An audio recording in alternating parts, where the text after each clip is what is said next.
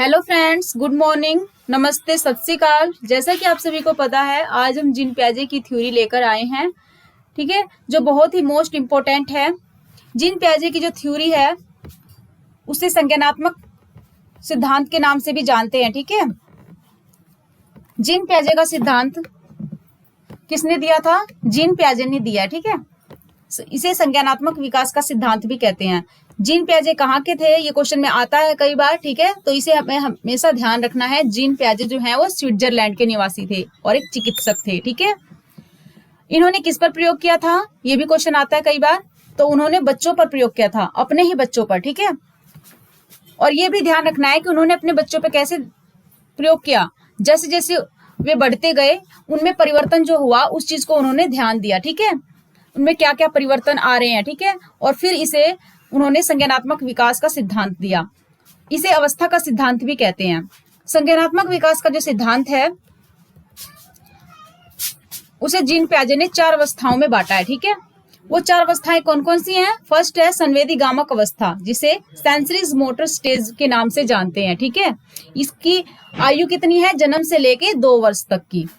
Second है पूर्व संक्रियात्मक अवस्था, जिसे प्री ऑपरेशनल स्टेज के नाम से जानते हैं, जो 2 से 7 वर्ष की आयु होती है।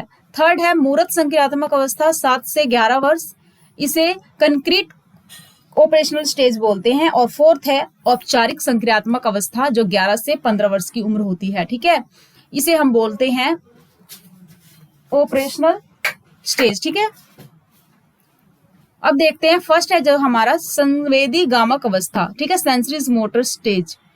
इस अवस्था में क्या होता है? बालक जो होता है वो कार्य जो भी करता है वो शरीर से करता है। ठीक है, उसकी सारी गतिविधियां इसमें शामिल है। इस अवस्था को संवेदी समझ इसमें आती है उस बच्चे के अंदर।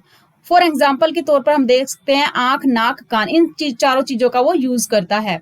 गामक क्रियाओं में जैसे वो पकड़ना सीखता है। ठीक है, किसी भी चीज को पकड़ने की कोशिश करता है, खेलता है, खिलौनों को पकड़ता है। ठीक है, लिखने की कोशिश करता है। लिखने में क्या लिखेगा वो? कोई भी चीज को ऐसे लाइन इधर से उधर खींचना। ठीक है, टेढ़े मेढ़े लाइनें बनाने लगता है।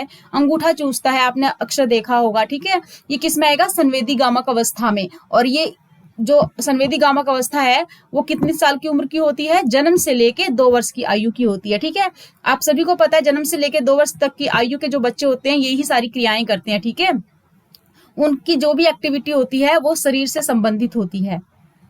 सेकंड हम चलते हैं, कौन सी है सेकंड? पूर्व संक्रियात्मक अवस्था, जिसे प्री ऑपरेशनल स्टेज कहते हैं। ठीक है, प्री ऑपरेशनल स्टेज ऐसी अवस्था है जिसमें वो क्या करता है? वो बाहर जाता है। किससे? अपने एरिया से बाहर, अपने घर से बाहर निकलता है थोड़ा बहुत। ठीक है, घर से बाहर जो पड़ोसी के बच्चे होते हैं उनके साथ खेलने की कोशिश करता है। लेकिन जो पहला था संवेदी गामक अवस्था, उसमें वो सिर्फ अपने घर के दायरे के अंदर रहता है। ठीक है, वो किसको पहचानेगा? सिर्फ अपने मम्मी पापा को पहचानता है, भाई बहन होंगे उन्हें पहचानेगा, दादा दादी को पहचानेगा। ठीक है, लेकिन वो बाहर की दुनिया से उसको भी कोई मतलब नहीं होगा। ठीक है, लेकिन सेकंड जो स्टेज आती है उनकी प्री ऑपरेशनल स्टेज, इसके अंदर वो क्या करता है? घर से बाहर पड़ोसी के बच्चों के साथ खेलना पसंद करने लगता है। ठीक है, थोड़ा थोड़ा बाहर निकलने लगता है। बालक चित्रों का प्रयोग करता है, शब्दों और प्रतीकों का प्रयोग करने लगता है। ठीक है, थर्ड है प्रतीकात्मक खेल खेलता है। प्रतीकात्मक खेल कैसे? जैसे मम्मी पापा का रोल प्ले करने लगते हैं। ठीक है, लड़की जो है वो मम्मी का रोल प्ले करने लगती है, जो लड़का होता है वो क्या करता है? अपने पापा का रोल प्ले करता है।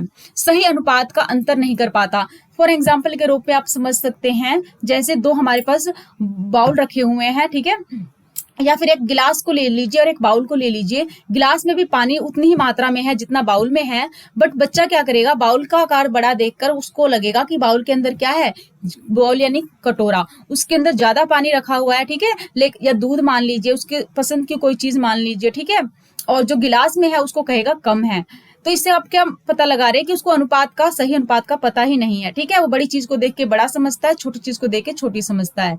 इस अवस्था में बालक सही प्रकार के चित्र नहीं बना पाता, टेढ़ी मेढ़ी लाइनें खींच लेगा। ठीक है, अगला सजीवता का लक्षण देखने को मिलता है इस अवस्था में। किस अवस्था में? पूर्व संक्रियात्मक अवस्था में कह रहा है कि सजीवता के लक्षण देखने को मिलता है। फॉर एग्जाम्पल गुड़िया, गुड़िया को वो क्या करता है? वो सजीव मानता है। ठीक है, उसको निर्जीव नहीं मान के चलता, उसको सजीव मान के उसको नहलाएगा। ठीक है, उसको कपड़े पहनाते हैं। ये अधिकतर आपको पता है गुड़िया के साथ कौन खेलती है? लड़कियां खेलती हैं अधिकतर। ठीक है, लड़कियां क्या करती हैं? गुड़िया के बाल संवारेंगी। ठीक है, उन्हें कपड़े पहनाएंगी, उनको खाना पका कर खिलाएंगी, ये सारी एक्टिविटीज करती हैं। तो इसमें वो क्या करते हैं? गुड़िया के अंदर सजीवता के लक्षण देखने को मिलते हैं। वो सजीवता से उस चीज को खेलती है। ठीक है, उनको ये नहीं लगता कि गुड़िया निर्जीव है। ठीक है, अगला जो हमारा टॉपिक है वो है थर्ड पॉइंट। देखिए, थर्ड है मूर्त संक्रियात्मक अवस्था। जीन पैजी की थर्ड जो स्टेज है वो है मूर्त संक्रियात्मक अवस्था, कंक्रीट ऑपरेशनल स्टेज। इस स्टेज में, ये स्टेज जो होती है वो कितने की होती है? आप सभी को पता है 7 से 11 वर्ष की उम्र, और जिससे पहले वाली थी वो थी 2 से 7 वर्ष की। अब 7 से 11 में क्या होगा?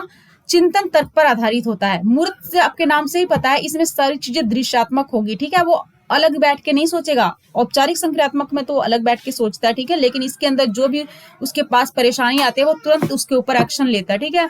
सेकंड है मूर्त चिंतन का समावेश होता है। जो मूर्त समावेश है, मूर्त यानी कि जो भी उसके सामने घटना घट रही है उसके बारे में तुरंत सोचने लगता है। सही अनुपात का अंतर, आकार, भार, क्रम जो है आदि को समझने लगता है, ठीक है। जैसे कि पहले में था कि जो गिलास और एक कटोरा है, दोनों में दूध रखा हुआ है, बट बच्चे को जो बड़ी आकार में जो चीज रखी है, वस्तु है, उसको कहेगा कि इसमें ज्यादा मात्रा में दूध है, लेकिन बट गिलास में जो चीज है उसको कहेगा कि थोड़ी मात्रा में। उसमें अनुपात का उसको सही अंतर पता नहीं था। बट मूर्त संक्रियात्मक अवस्था में जब वो आता है तब उसे सही प्रकार से अनुपात का अंतर पता चल जाता है कि किसमें ज्यादा है और किसमें कम है, ठीक है। आकार का, भार का, क्रम का, इन अक्रम में जैसे कि 1 2 3 संख्याओं को गिनना, ठीक है। भार में कि किलो के में पता लग जाता है उसको कि कितने किलो है ये, ठीक है। भार में वजन का पता लग जाता है, ठीक है।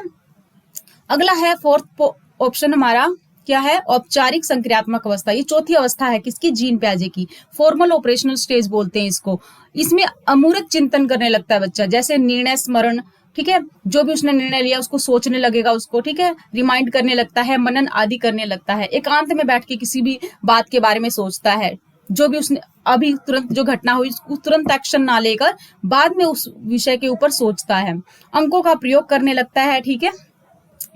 अगला है समस्या समाधान करने लगता है। जो भी उसके आगे समस्या आती है उसको खुद सुलझाने की कोशिश करने लगता है। इसके कहने का मतलब ये है। कार्य कारण को समझता है, यानी कार्य में अंतर करने लगता है, ठीक। अब हम चलते हैं अगले टॉपिक पर, यानी इसी जीन प्याजे के जो महत्वपूर्ण क्वेश्चन है। ये इतनी जो भी बात हमने कही, ये जीन प्याजे की क्या थी? थ्योरेटिकल थी, ठीक है। कौन सी? संज्ञानात्मक विकास था, ठीक है। अब इस जो भी हमने संज्ञानात्मक विकास की अवस्था पढ़ी, इसके अंदर जो भी क्वेश्चन महत्वपूर्ण आते हैं परीक्षा के अंदर, जो अधिकतर पूछे जाते हैं वो पढ़ते हैं हम, ठीक है। जैसे जीन प्याजे का संज्ञानात्मक विकास किससे संबंधित है? सभी को पता है, मानव की बुद्धि एवं विकास से संबंधित है। क्यों? क्योंकि बच्चे पे ही उन्होंने प्रयोग किया था ना, तो इसलिए इसका आंसर आएगा मानव की बुद्धि व विकास पर। अगला है प्याजे। जो प्याजे हैं उनके संज्ञानात्मक विकास को और किस नाम से जानते हैं? विकासीय थ्योरी के नाम से जानते हैं। प्याजे ने कितनी अवस्थाएं बताई हैं? फटाफट बताइए, आपने अभी ऊपर पढ़ा है, कितनी अवस्थाएं बताई हैं? 4। आगे, सीखने का अर्थ ज्ञान निर्माण करना है। ये बात किसने कही है? प्याजे ने कही है, ठीक है। आशा है आपको ये बात समझ में आ गई होगी अच्छे से, ठीक है। सो लाइक सब्सक्राइब करना ना भूलिएगा। अब हम मिलते हैं अगले नेक्स्ट वीडियो में। Okay, thank you.